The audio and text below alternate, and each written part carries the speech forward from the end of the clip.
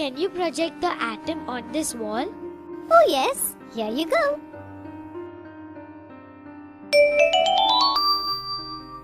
We all know that everything around us is made up of tiny particles known as atoms. In the center of an atom, there is a nucleus.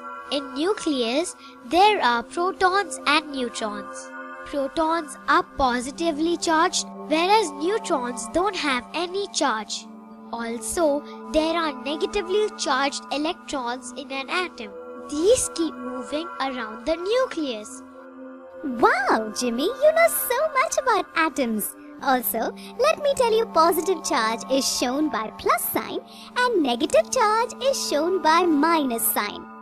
The charge of one proton is equal in strength to the charge of one electron. When the numbers of protons in an atom equals the number of electrons, the atom itself has no overall charge. It is neutral. So positive charge of proton and negative charge of electron cancel each other? Yes. Now look closely. Protons and neutrons normally remain fixed in the nucleus, but sometimes electrons in few items are loosely held. Electrons are loosely held means they can run away from the atom? Yes, in few things they can jump from one atom to another atom.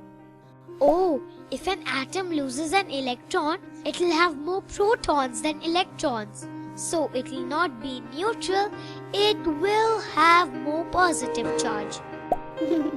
You are a genius. That is the most important point to understand. Look guys, look here carefully. If an atom loses electron, it has more protons than electrons. So there is more positive charge than negative charge because the number of protons are more. Oh, I read about this somewhere. It is called a cation. Yes, you are right. A positively charged atom is called cation. Now let's see something opposite. When an atom gains an electron, there are more negative charges and less positive charges. So atom becomes negatively charged. It has more electrons than protons. You are right. An atom having more electrons than protons is called anion. Okay, let's play a game to understand it better.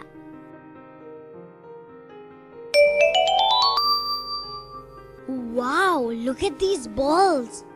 Yeah, let's assume these are protons and electrons. Oh yes, balls with positive sign are protons and balls with negative sign are electrons. Take 2 electrons and 2 protons and assume we both are atoms.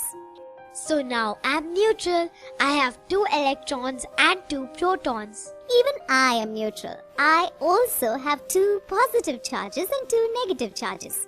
Okay, let me give you 1 electron. Oh, now I have 1 extra electron, so I have more negative charges.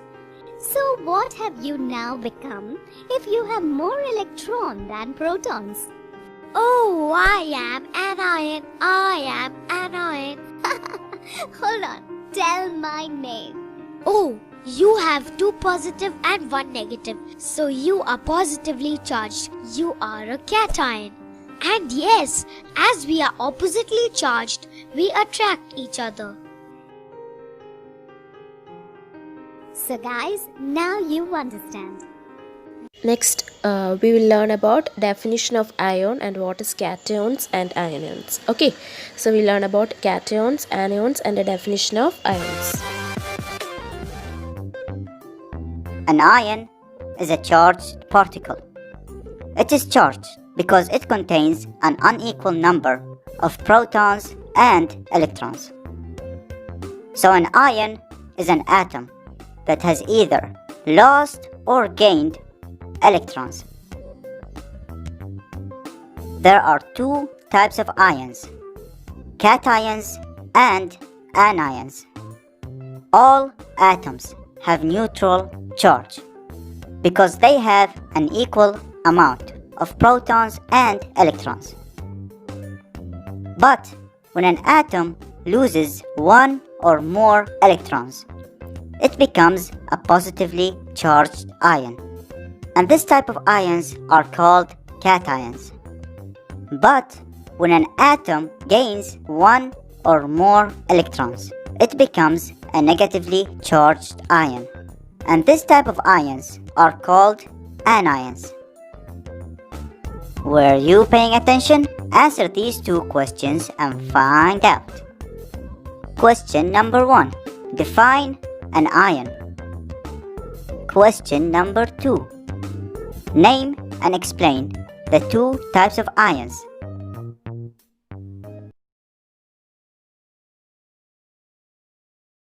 Okay children, this is a definition of ion given in your NCERT textbook. Compounds composed of metals and non-metals contain charged species.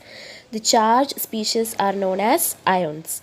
An ion is a charged particle and can be negatively or positively charged. A negatively charged ion is called as an anion and the positively charged ion is called as cation.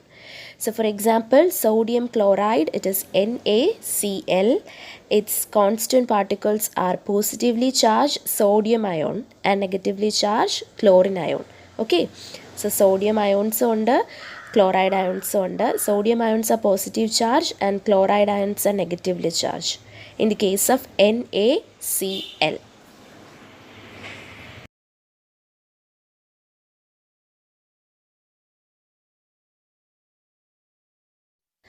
A group of atoms carrying a charge is called as polyatomic elements. നമ്മളിപ്പോൾ പഠിച്ച ഒരു group of ആറ്റംസിനാണ് charge ഉള്ളതെങ്കിൽ അത് നമ്മൾ polyatomic ions ആണ് പറയുന്നത്. This are the examples of polyatomic ions. Ammonium hydroxide, nitrate, hydrogen carbonate, carbonate, sulfite, sulfate, phosphate, etc. These are all polyatomic ions.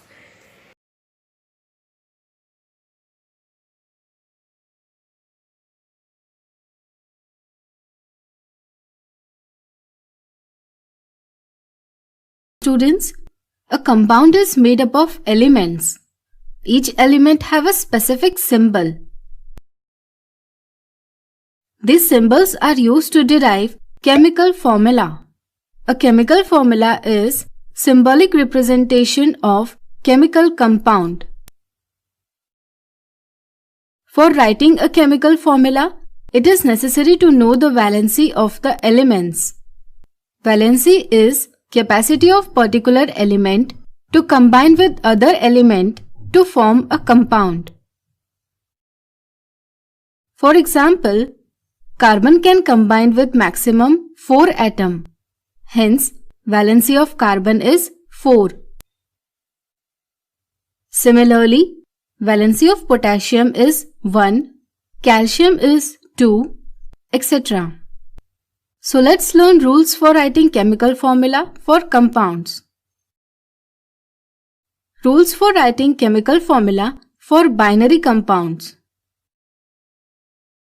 Binary compounds are made up of 2 different elements. Hence, to derive chemical formula, we write elements with their valencies. After this, cross over these valencies to balance formula. Write valencies as a subscript. A subscript is a character written slightly below the another character. Here you get formula for the chemical compound. For ionic compound, ionic compounds are made up of metal and non-metals, which are in the form of cation and anion respectively. To write formula for ionic compounds, symbol of cation is written previous to symbol of anion, and charges of ions should be written below them. Now cross over the charges of ion to obtain the chemical formula of compound. If charges of ions are same, then neglect the subscript in the formula. For more than one similar groups, Arrange elements or ions and their valencies or charges using previous process. Here, OH ion is polyatomic, which occurs twice. Hence, it should be included within the brackets. Write the charges as a subscript outside bracket. If there is only one group of polyatomic ion, then neglect the brackets. Now can you write chemical formula for ammonium sulfate?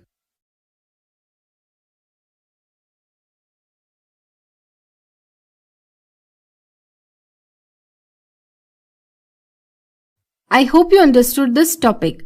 Thanks. Children, this was just an introduction class about writing chemical formula. Don't worry, we will learn in detail about how to write chemical formula in the next class. By the time, you should be thorough with all the rules which we discussed in today's class. Okay, thank you.